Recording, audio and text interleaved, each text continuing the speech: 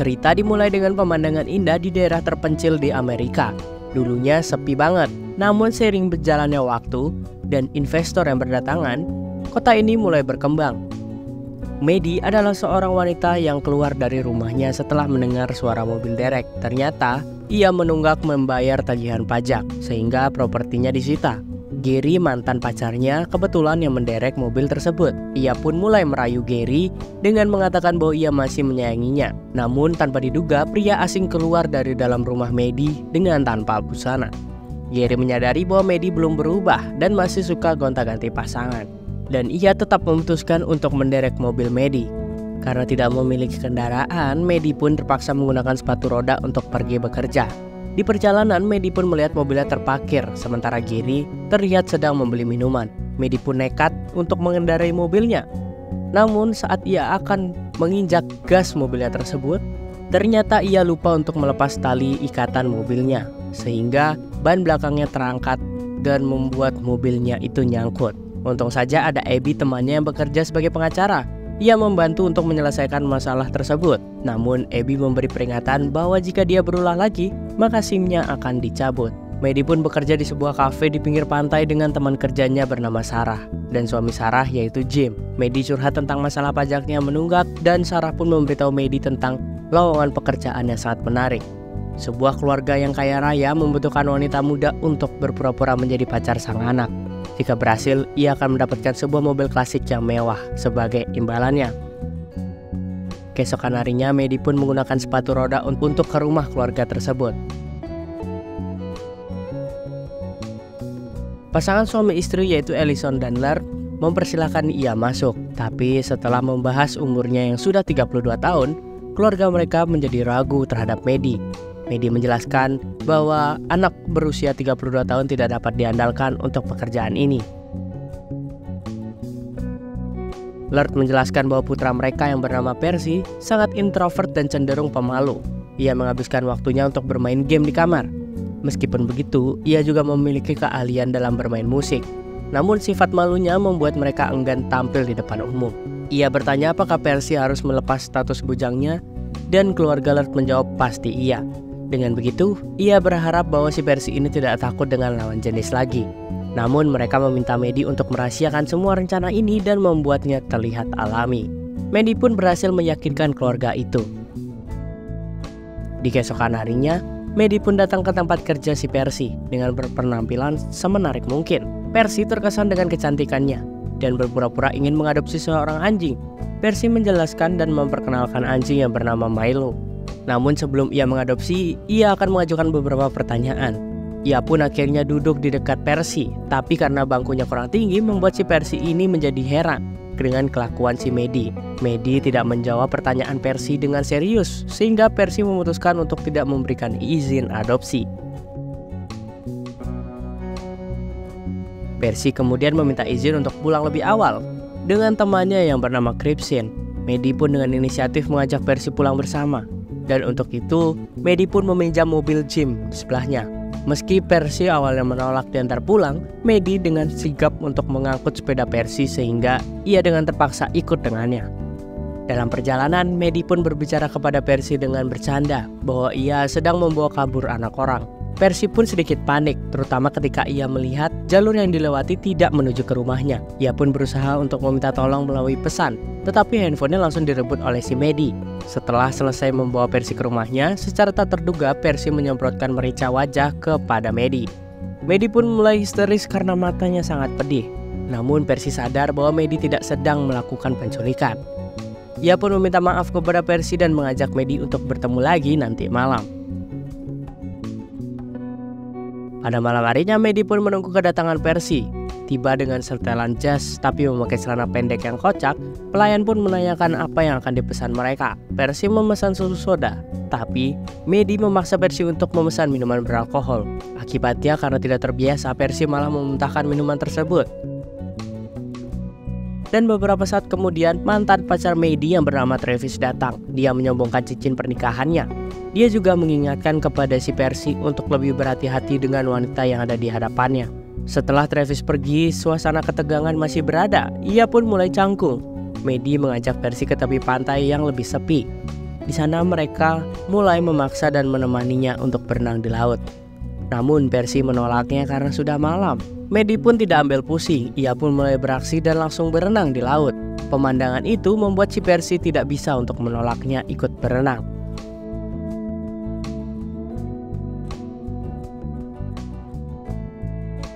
Kemudian datanglah seorang pemuda mabuk yang datang dan membuat onar. Ia pun membuang semua pakaian Percy. Maddie pun tidak tinggal diam dan langsung menghajar mereka satu persatu hingga kapok. Kembali ke laut, ia pun mengajak Percy untuk bermain futsal di malam hari. Namun, ia menolaknya karena ia belum pernah begituan. Mendengar alasan tersebut, ia pun langsung bergegas pulang untuk menaiki mobil. Ia pun berniat untuk meninggalkan Percy di sana. Tapi karena handphone Percy ada di dalam mobil, Percy pun naik ke dalam depan mobil dan ia pun tidak membiarkan masuk ke dalam mobilnya. Maddie pun yang kesal langsung menancap gas sementara Percy masih tetap bertahan di depan. Masalah pun semakin besar ketika ia melanggar batas kecepatan dan dikejar oleh polisi. Takut akan SIM-nya dicabut, Maddie pun memacu mobilnya dengan kecepatan tinggi. Terkesan dengan aksi gila tersebut, Percy pun akhirnya setuju diajak bersembunyi di rumah Maddie. Maddie mencoba untuk menggoda Percy di sana dengan jogetan-jogetan mautnya. Namun saat aksi keduanya memanas, punggung Percy malah gatal. Setelah diperiksa ternyata Percy mengalami luka ruam di dalam kulitnya. Kegiatan ritual malam itu pun batal karena Maddie harus mengobati penyakit Percy gatal-gatal tersebut. Mereka pun kemudian berbicara tentang trauma masing-masing. Ayah kandung Maddie tak pernah pulang karena sudah menikah lagi dan ia pun tak pernah membalas suratnya. Maddie bertahan di rumah ini dan hampir tergusur karena mengalami tunggakan pajak. Sementara itu, Percy juga pernah mengalami bullying di teman kelasnya, sehingga akhirnya dia memutuskan untuk menjadi pendiam. Momen tersebut membuat keduanya semakin akrab, dan Percy pun mengajak Maddie untuk berkencan lagi keesokannya. Keesokan harinya pun yang terjadi semakin seru. Ia membawa si Milo dan anjing lainnya untuk melanjutkan hari dengan bermain basket dan tembak-tembakan di time zone. Sampai akhirnya keduanya diusir karena melakukan curang dalam permainan. Percy memberikan hadiah topi minuman kepada Maddie untuk membuatnya kembali senang. Keberhasilan kencan ini membawanya menjadi jatuh cinta kepada Maddie. Dia dengan antusias mengajaknya kencan keesokan harinya lagi. Saat sore keesokan harinya dia pun bertemu dengan Jody, pengasuh Percy saat masih kecil. Jody mengancam akan bertindak jika Maddie menyakitinya. Namun Maddie dengan tegas mengatakan bahwa Percy bukan lagi urusannya, karena Percy sudah bukan anak-anak. Dan keesokan paginya, seorang pun datang menawari rumah si Maddie dengan harga yang cukup tinggi. Meskipun tawarannya menggiurkan, ia tetap bertekad untuk mempertahankan warisan almarhum sang ibu. Di malam harinya, Maddie pun dan Percy melanjutkan kencan mereka. Mereka saling bertukar bunga dan terlibat dalam sebuah percakapan romantis. Ketika Maddie menginginkan foto untuk mengabadikan momen, Percy mengungkapkan bahwa dia sengaja tidak membawa handphone agar sepenuhnya fokus mengobrol dengannya. Saat makan malam, Maddie pun memaksa Percy untuk memainkan piano. Meskipun Percy yang sedang pemalu, awalnya ia menolak. Namun dengan ancaman Maddie, ia pun berhasil untuk menurut. Alhasil permainan pianonya dan nyanyian Percy memukau banyak tamu, hingga mereka pun memberikan tepuk tangan meriah. Maddie terkesan kagum dan bakat yang luar biasa ia pendam ternyata mampu memukau orang dengan penampilannya. Belum juga kembali duduk, seorang temannya yang bernama Natalie datang dan memberikan pujian. Natalie mengajak Percy ke sebuah pesta malam dan tampaknya ia mengabaikan kehadiran Maddie di sana. Setelah Natalie pergi, mereka pun kembali berdua menyampaikan rencananya untuk rutin bertemu setelah kuliah Percy selesai. Lalu ia dengan tegas menolak ide tersebut. Ia pun menciptakan sebuah kebingungan dan sedikit kekecewaan bagi si Percy. Tanpa banyak penjelasan, Percy pun meninggalkan Maddie karena ucapannya barusan. Di dalam mobil, Maddie pun mencoba menjelaskan bahwa dia hanya ingin menjaga hubungan mereka tetap realistis. Namun Percy mengabaikannya. Bahkan ia mengambil sebotol anggur sebelum pergi ke pesta yang telah disebutkannya. Setelah menunggu beberapa menit dan memutuskan untuk masuk ke dalam pesta, ia pun mencari Percy. Namun ia dihadang oleh beberapa remaja yang meragukan kesesuaian umurnya. Tanpa putus asa, Maddie pun akhirnya menemukan Percy dan Natalie berduaan di dalam kamar. Maddie dengan cepat masuk dan menghentikan kegiatan mereka.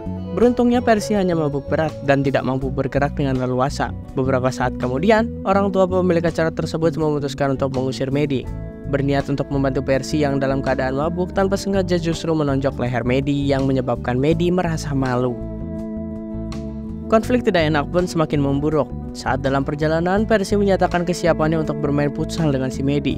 Saat itu, Percy mengungkapkan perasaan cintanya. Maddie merasa panik dan memutuskan untuk menghentikan kegiatan tersebut dan langsung pulang. Keesokan harinya, saat sarapan, Percy memberitahu orang tuanya bahwa dia sudah memiliki pacar, yaitu Maddie. Meski orang tuanya tidak terkejut karena hubungan itu telah direncanakan, Percy pun mengejutkan bahwa mereka mengambil keputusan untuk tidak melanjutkan kuliah dengan alasan Maddie tidak bisa dapat bepergian jauh. Sang ayah pun kesal untuk menegaskan bahwa Percy harus tetap kuliah. Namun Percy mempertahankan keputusannya dan mengklaim bahwa dia sudah dewasa. Ia pun meminta orang tuanya harus menghormati pilihan mereka. Untuk meredam perselisihan, sang ibu pun menyuruh Percy menunggu di luar. Ia pun lalu menghubungi Maddie dengan percakapan bahwa si Percy ini tetap melanjutkan kuliahnya. Dan ia juga mengatakan si Percy ini telah jatuh cinta sungguhan kepada si Maddie. Ia pun ingin Maddie untuk merayu sang anak untuk tetap melanjutkan kuliahnya tanpa beban pikiran. Hal ini dilakukan agar ia tetap mendapatkan hadiah mobil mewah yang telah ia janjikan. Namun tanpa disangka percakapan tersebut telah disadap melalui saluran telepon yang terhubung kepada mobil sang ayah. Hatinya pun hancur setelah mendengarkan semua ucapan mereka.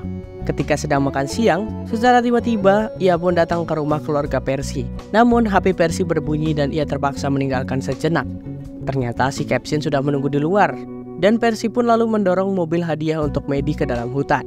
Dia merusak semua mobil hadiah itu yang akan diberikan kepada Maddie dengan cara ekspresif. Ia mengekspresikan kekecewaannya kepada mobil hadiah yang akan diberikan kepada Maddie. Setelah insiden tersebut, ia pun kembali kepada Maddie dan meminta dia untuk jujur tentang motif sebenarnya ia mendekati Percy. Namun Maddie mencoba untuk mengalihkan perhatian dengan mengajaknya bermain futsal. Dan Percy pun mengiyakan ajakan tersebut. Namun permainan itu berakhir singkat ketika Percy muntah terlebih dahulu sebelum bola masuk ke gawang. Pada akhirnya Percy pun memutuskan untuk jujur dan mengakui bahwa dia merusak mobil hadiah si Maddie.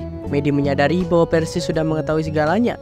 Dalam percakapan itu, Maddie meminta maaf untuk mengungkapkan bahwa semua tindakannya dilakukan untuk mempertahankan rumahnya dan mendapatkan uang, sambil menyatakan pemahamannya dan menyampaikan bahwa si Maddie seharusnya tidak melakukan hal tersebut. Ia pun menunggu sang ayah pulang dan untuk meminta maaf. Percy menyarankan agar mencari kemajuan yang lebih besar di luar sana. Karena telah melakukan pertemuan penting dengan orang tuanya, Percy pun meminta pembebasan dan menunjukkan bahwa dirinya telah dewasa dan ia mampu mengurus dirinya sendiri. Orang tua Percy pun setuju dengan keputusannya dan Percy kembali pada kegiatan awalnya sebelum mengenal Maddie.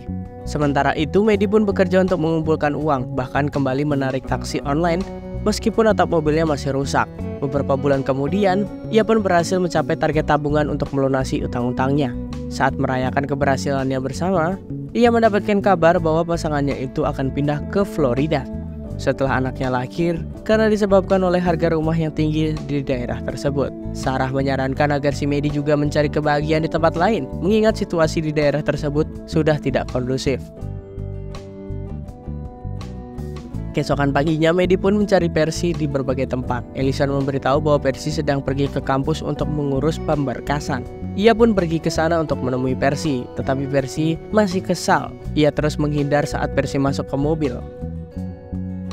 Maddie naik di depan dan menyatakan bahwa persahabatan mereka nyata. Namun, Percy tidak mendengarkannya dan terus mengendarai mobil hingga ke pantai. Kelakuan mereka membuat orang-orang heran dan akhirnya Maddie terbakar setelah menabrak pemanggangan. Percy pun segera menyelamatkan Maddie dan disinilah Maddie meminta maaf karena telah menyakiti perasaan Percy.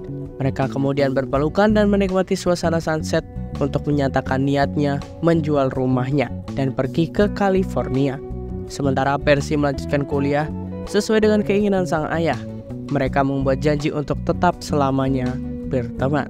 Dan film pun tamat.